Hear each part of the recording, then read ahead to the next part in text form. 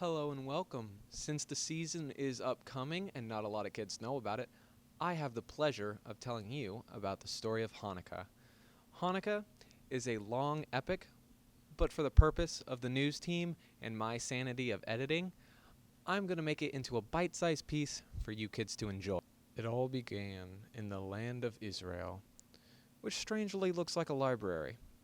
We start here with King Antiochus IV, ruler of Syria in the Syrian Greek Empire. Unify my glorious nation, we must stand together as one people, one culture, one religion.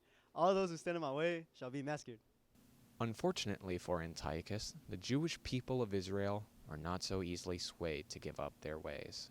So the mad king devised a way to divide the Jews and make them more complicit in his schemes.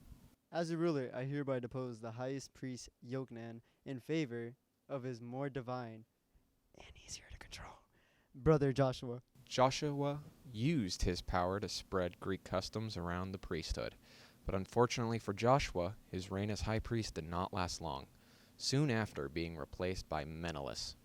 After hearing a rumor Antiochus had died, a confident group of rebel Jews ran out Menelaus.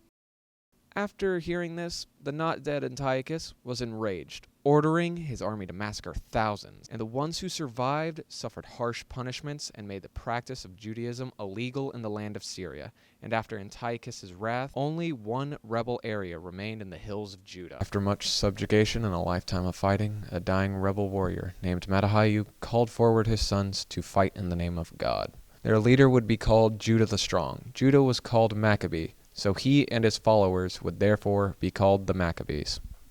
The Maccabees wiped away all opposing forces, though they were little in number. Upon defeating the Syrians, the Maccabees returned to Jerusalem.